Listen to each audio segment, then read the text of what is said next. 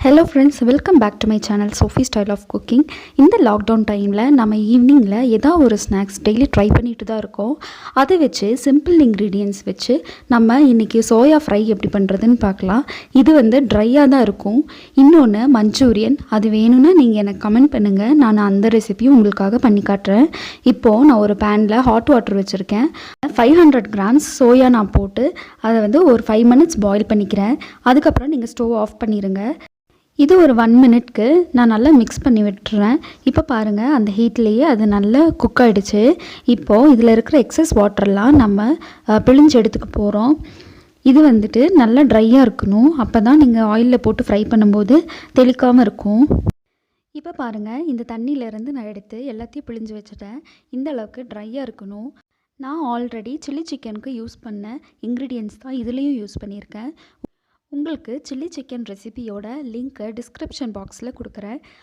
இந்த ரெசிபி பார்க்குறதுக்கு முன்னாடி அந்த ரெசிபி ஒரு டைம் பாருங்கள். அப்போ உங்களுக்கு கிளியராக புரியும்.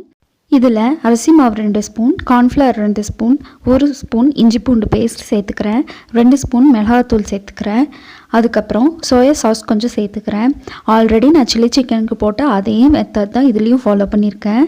உங்களுக்கு எக் வேண்டான்னா நீங்கள் அதை ஸ்கிப் பண்ணிக்கோங்க. சில்லி சிக்கன் பண்ணுற மாதிரியே இதையும் பண்ணிங்கன்னா டேஸ்ட் ரெண்டும் சேமாக தான் இருக்கும். கண்டிப்பாக ட்ரை பண்ணி பாருங்கள். இப்போது நான் இதில் இருக்கிற எல்லா மசாலும் போட்டு மிக்ஸ் பண்ணி எடுத்து வைக்க போகிறேன்.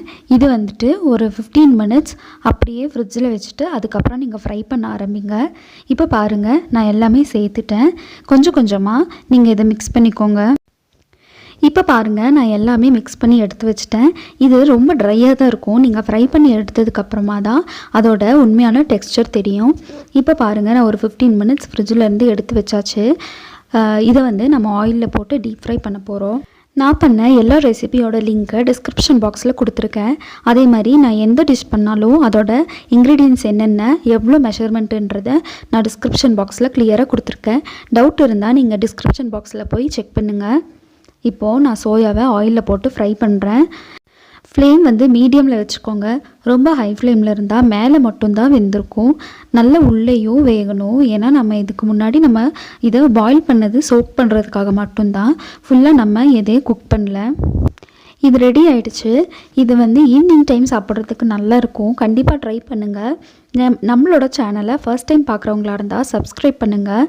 இந்த வீடியோ பிடிச்சிருந்தால் லைக் பண்ணுங்கள், கமெண்ட் பண்ணுங்கள், ஷேர் பண்ணுங்கள். மறக்காமல் பெல் ஐக்கனை கிளிக் பண்ணுங்கள். தேங்க்யூ.